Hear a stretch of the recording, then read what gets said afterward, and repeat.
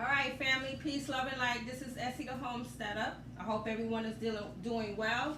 So, since we had a thunderstorm come through, Essie decided to do some dry rice canning. Okay, you guys, so I'm sure most of you guys have seen my video on dry canning. I explained that I have no pressure canner. I am going to work on some water bathing with certain vegetables and possibly fruits and things of that nature.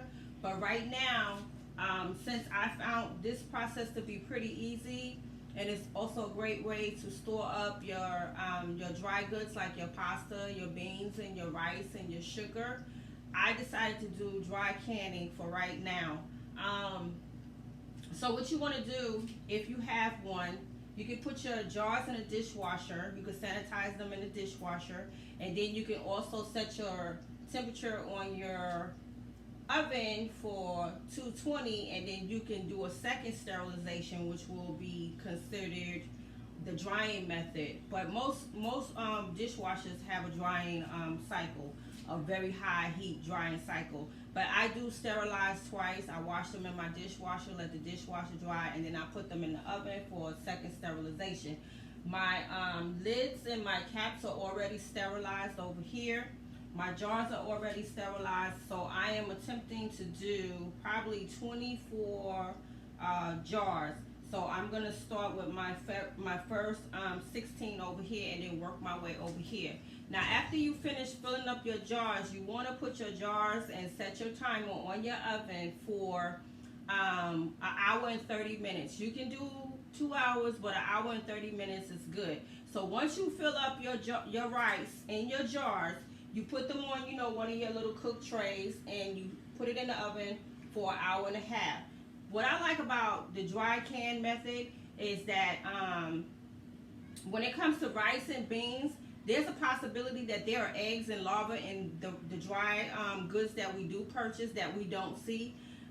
It could be in your rice, it could be in your beans, it could be in your flour. So I like the dry canning method because you are actually sterilizing the food that you have brought in the store, because a lot of times we don't even know how long that flour has been there, or the rice, or the beans. We don't know their method of cleaning. But there is a possibility that you may have eggs or larvae in the stuff that you purchase. So that's one of the reasons why I do like the dry canning. So I'm going to begin to fill up all my jars, and my oven is probably going to take 9, because these are 30. Yeah, these are the 32 ounce jars. So it's a real simple process. The timing is just when you put them in the oven, you let them get sterile, your rice and your beans get sterile, and you want to fill up to like maybe 3/4 of a cup. You can give it a little toss, a little shake, a little pound to make sure you get it nice and filled up. But overall, it's a very simple, easy process. So if any of you guys ever tried dry canning your rice, your beans, let me know. You do get a long shelf life for 15 to 30 years. And I do believe it's a great way to store up. There's plenty of ways that you can store up, but after trying that jelly stuff, it got me addicted to canning. So I was like, you know what, I'm a dry can my beans and rice. So you want to give yourself about 3/4 of headroom to get your lids and your caps on.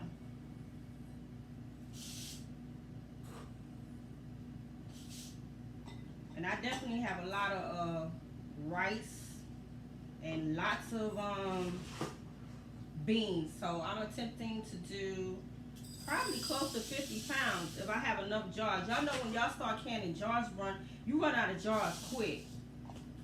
Because again, it's addicting. It's addicting and it's fun. That one might be too full, so I might have to get some out of that, but I ain't gonna worry about it.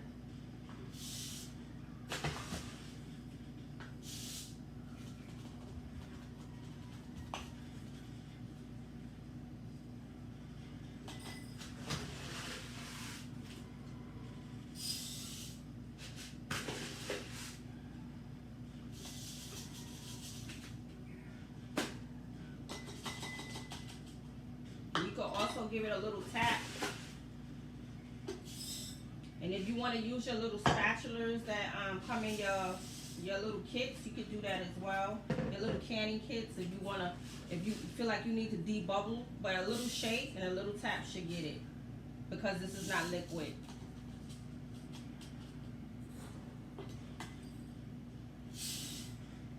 So when you put them in the oven, you don't have to put the lids on. You put the lids on after you take them out.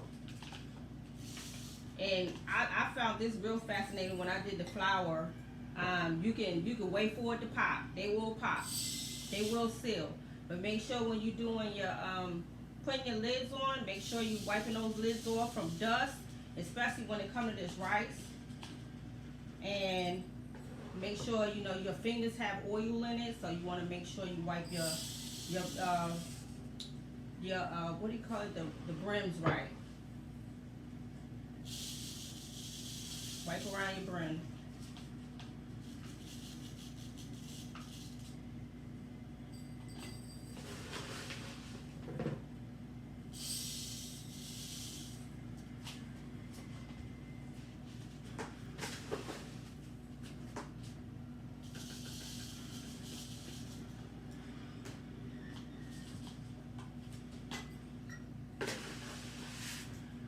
So yeah, you want to make sure you're wiping really good around so you can get a nice tight seal.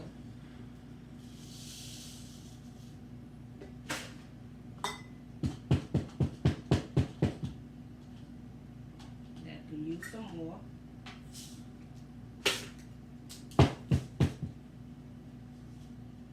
Rice is a little bit more easier than flour. Y'all know flour fly everywhere. Flour can be really messy. I like to bake, but I don't bake a lot. But I did bake a lot this season. I did a lot of baking this season because of flour. Flour is so messy. So let me get my other bag over here.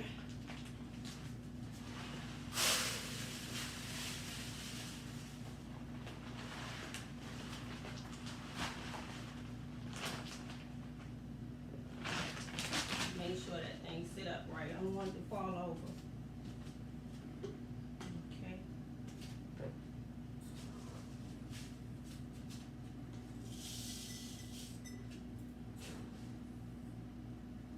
I wish I had a bigger oven so I can put more of these in the oven, but they're so big that I'm only going to be able to get 9 in at a time. But I know I might be able to get, I could get, let me see. No, I think I could get the whole 12. Because I still have a little bit more room on the sides outside the tray. So yeah, I think I could do it.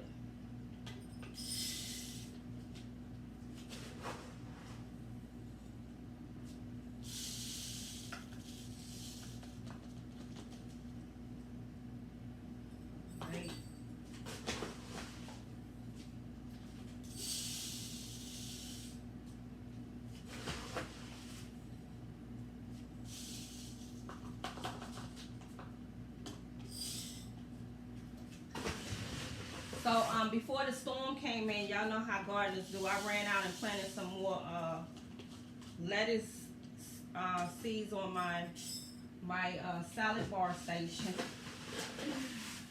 I hate that I wasn't able to get you guys some footage of the salad bar station, but it really took off, and I ate salad all this week and all last week. Lots of salad.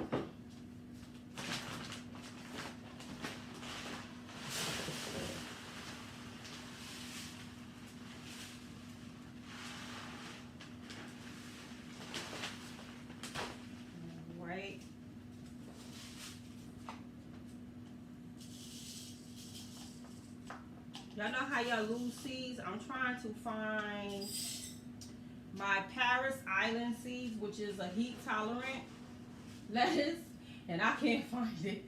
I got a couple more places to look, but I know I had a pack of that. Let's see.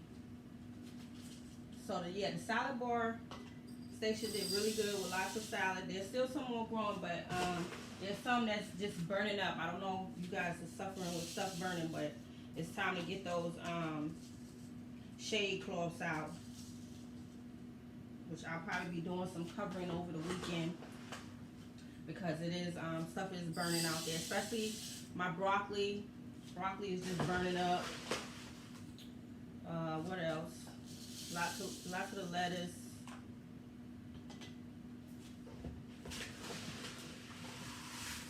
I got coops coming in. I got lots of tomatoes coming in. My beans is coming in. I know. Essie been saying I gotta get y'all on tour. I know. Essie be doing so much. I be all over the place.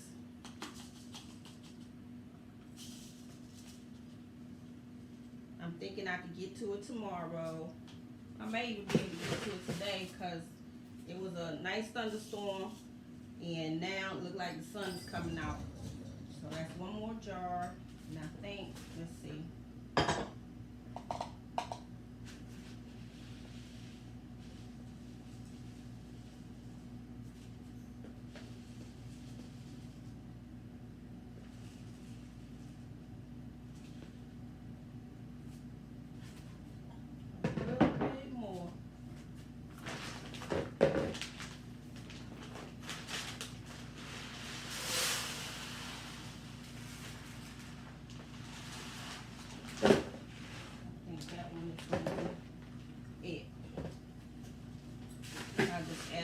More on some of them that can use it.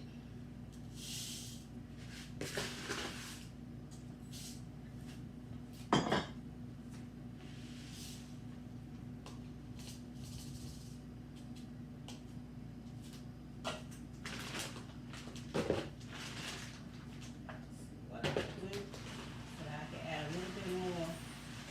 Some of them are low. Then I will put them into the oven. I will set my timer and give them all a little tap. The ones that can't go in the oven, I'm just going to cover them with a paper towel so that nothing don't get inside them.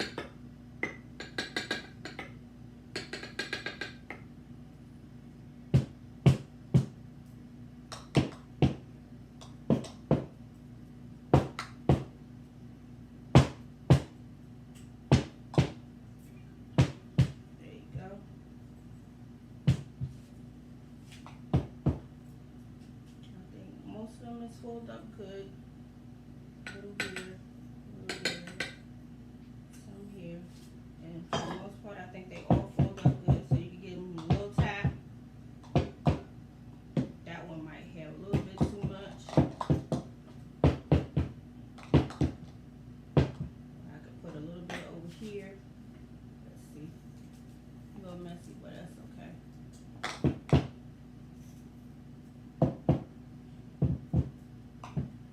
So this is going to be my first round, family. I'm going to put them in for an hour and a half.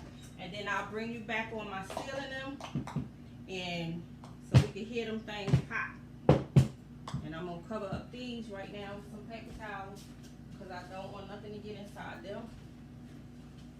And these will be my this will be my second round that I will put in. And they should be good to go. And again, you could just put them, you can actually, you know something, you guys, you don't have to put them on a cooking tray. You can actually put them on a rack. So that's what I'm going to do, so I can fit more in there. That's exactly what I'm going to do. Now, if you don't have a strong rack, your rack may bow. But for the most part, it will hold.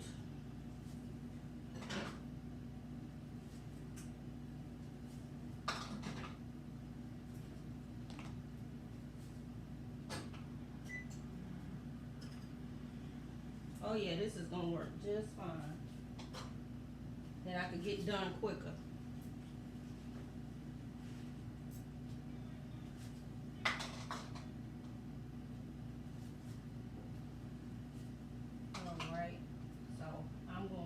Push this in.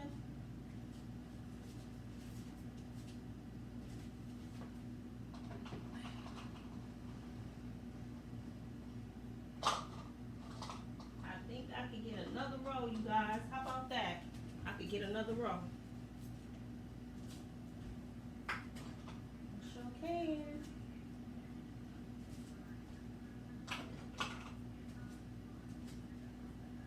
That's all right. So I was able to get, I was able to get 20 jars in there, you guys. So that was good. So we're gonna set the temperature for 220.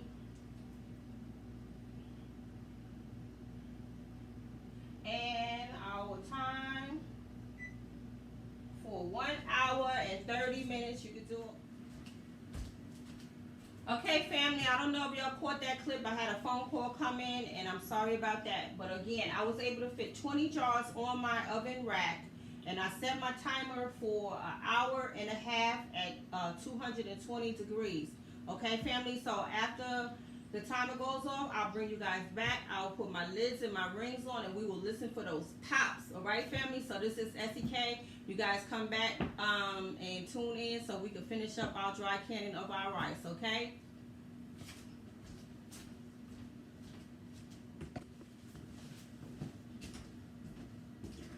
All right, peace, family. SEK the Homesteader back with her dry canning of her rice. Okay, family, so I took all my jars out of the oven. They are very, very hot. And now I'm going to start putting the lids and the seals on them. And remember, family, these jars are very, very hot. So you want to use your little, I call them tongs for the jars, your candle tongs.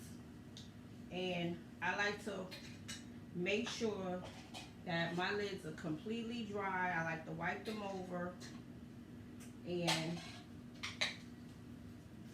just make sure that they're completely dry. So, very easy process. Again, be careful, your jars is hot. You're gonna have to pick them up and tighten up these rings on them.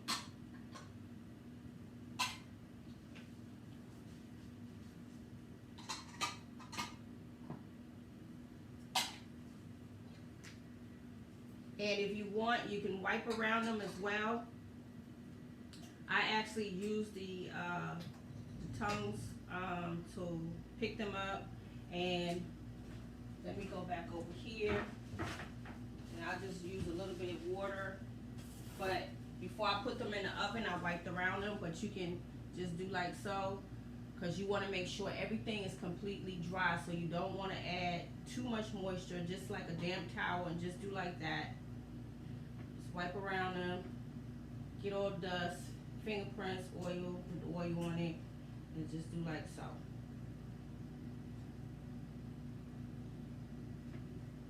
But I did do this before I put them in the oven. So, that's all you have to do.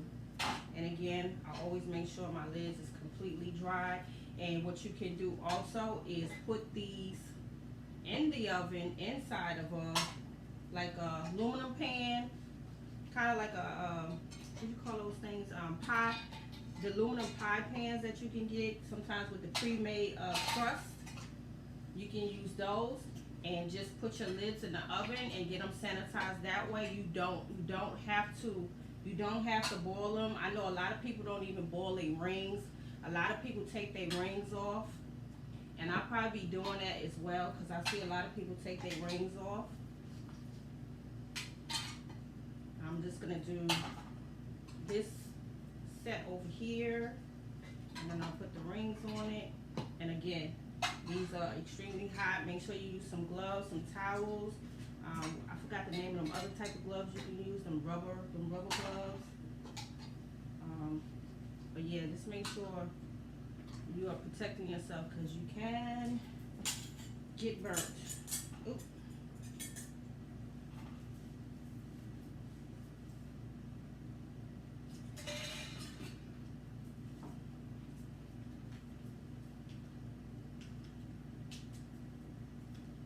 Get these as tight as you possibly can. And I'm gonna sit that one right there, and you might start to hear it pop.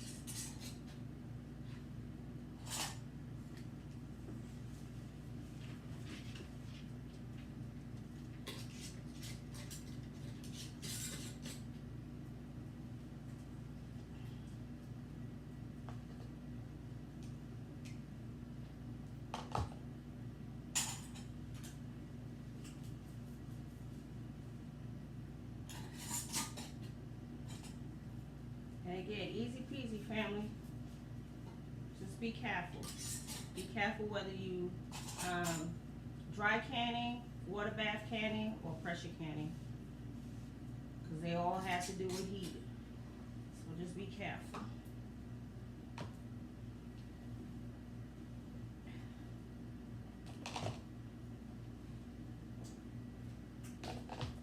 And this is, I believe, what, 40 pounds? I think I ran out of rings. Okay.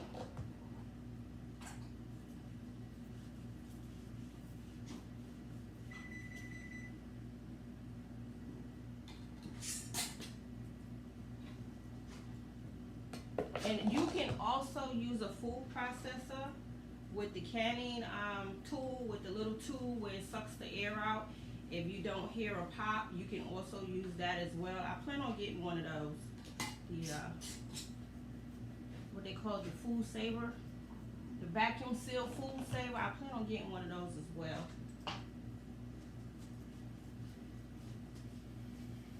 think my other rings is over here.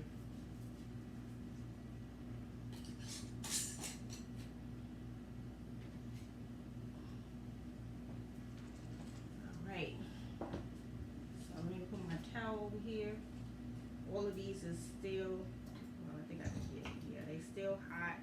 And I gotta get my other rings from over here. I'm just gonna cover these up. You start canning, you be having rings and lids everywhere. Let's see.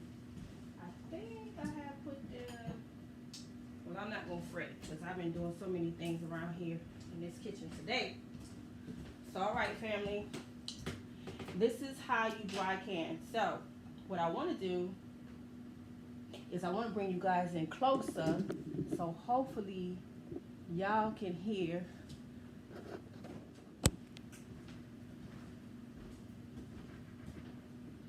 Okay, family, I'm back. I had some technical difficulties, but I think you guys, I'm hoping you guys was able to hear me, but if you wasn't, just turn your volume up. But okay, so I showed you guys the process.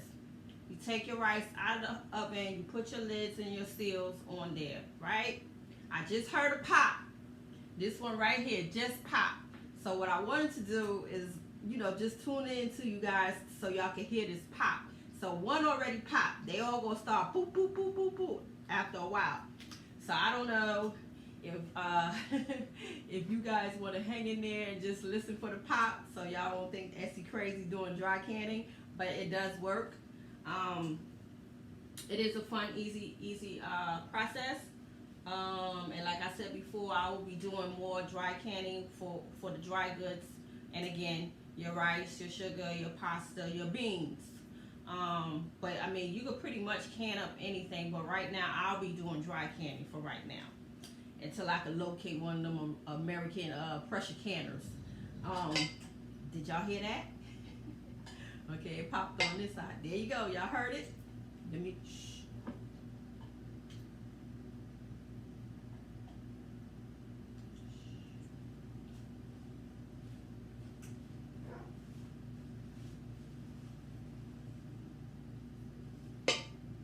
There y'all go. Y'all should have heard that one. I'm gonna be quiet.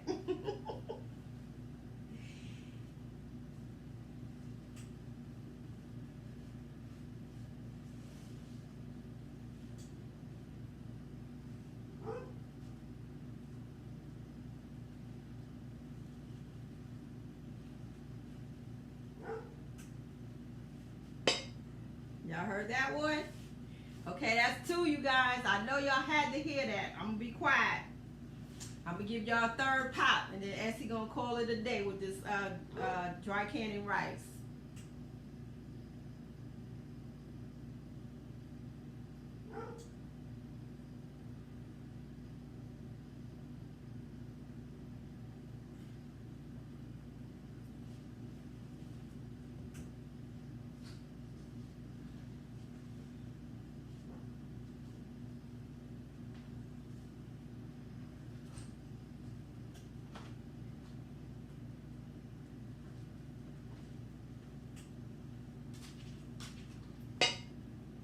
y'all go. That was can number 3. So they're gonna continue to pop, you guys. So there you have it. Dry canning with rice. Y'all want to hear another pop?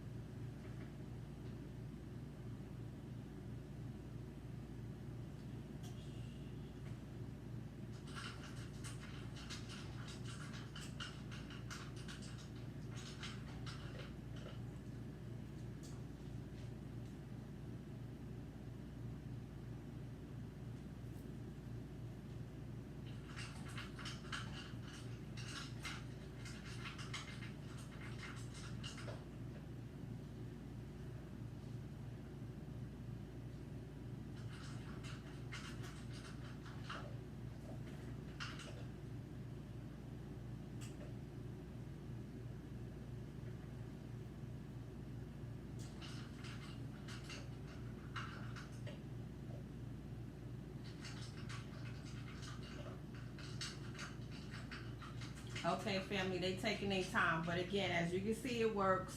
You can actually look at the top of your jar and see some movement of the air being sucked out, but it works, family. I don't want to keep you guys here. Y'all heard 3 pops.